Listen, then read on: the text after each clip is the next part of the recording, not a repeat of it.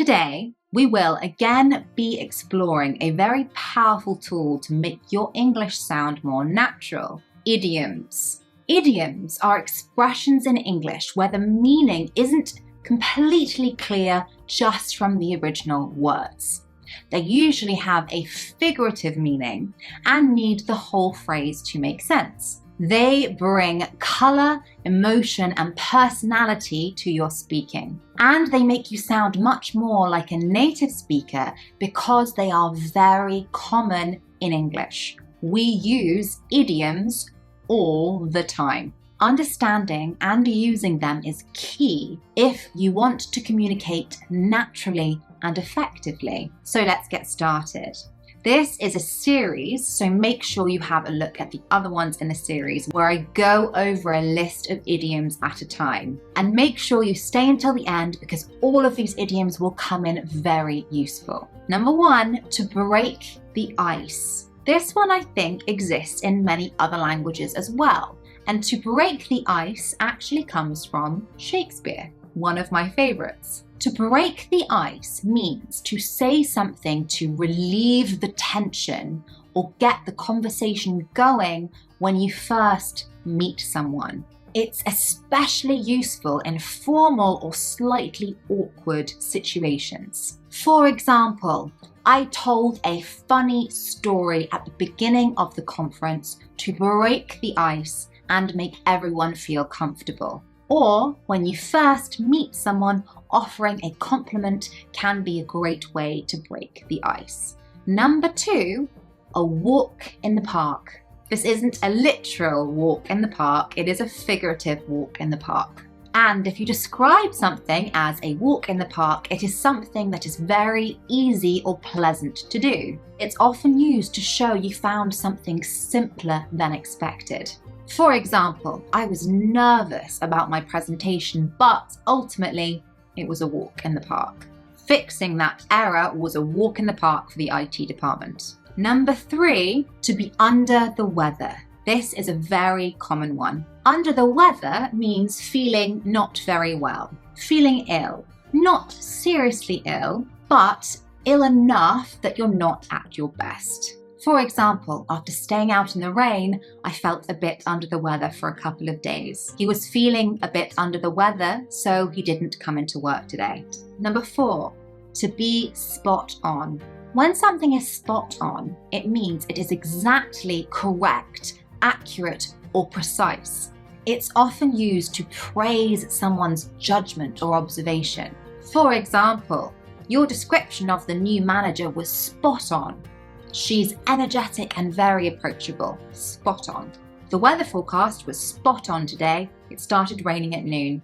Number 5, to be worth a fortune. If something is worth a fortune, as you can probably work out, it means it is something that is very valuable or expensive. It's often used to describe luxury items or prized possessions. For example, that painting is exquisite. It must have been worth a fortune. You can also use it to describe people. She just sold her company and now she's worth a fortune. Number 6, to cut to the chase. To cut to the chase means to get to the main point without wasting time on unnecessary detail. It's the opposite of beating around the bush. To beat around the bush means to not get directly to the point. To cut to the chase means to get directly to the point.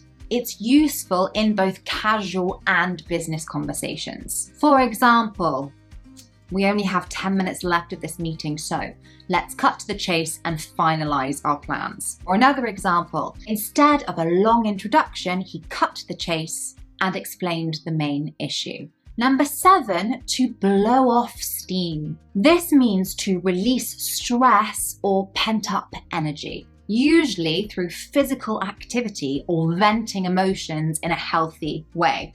For example, after a hectic week at work, I went to the gym to blow off some steam. He was really angry, so I told him to go and blow off steam by walking in the park. Sometimes yelling into my pillow helps me blow off steam without upsetting anyone. Number 8, to hit the sack. This simply means to go to bed because you are exhausted, to hit the sack. It's an informal and friendly way to say you are going to bed. For example, I am completely worn out after today's hike. I'm going to hit the sack. Good night, everyone. After finishing my essay, I hit the sack at about midnight. Number 9, once in a blue moon.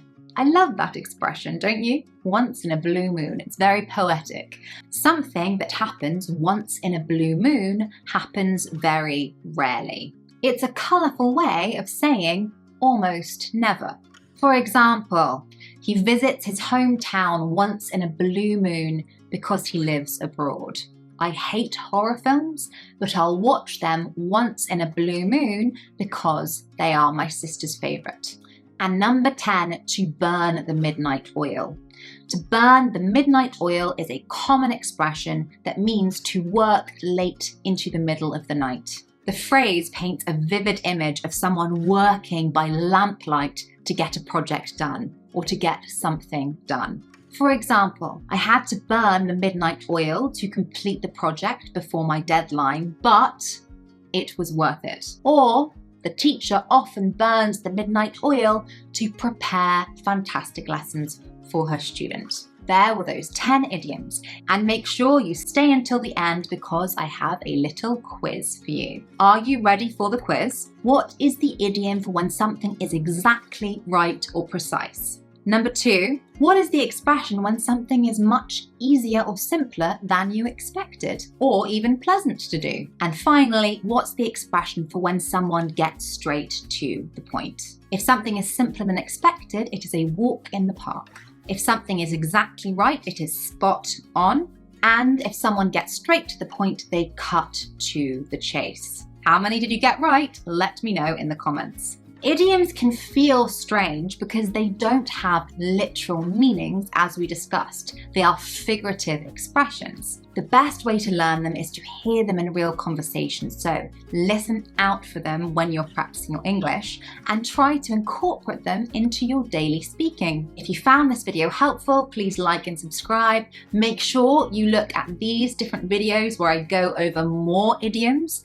This one, I go into a lot of detail about 5 idioms and where they came from. Here I go over another 10 common idioms. Let me know your favourite idiom in the comments. See you next time.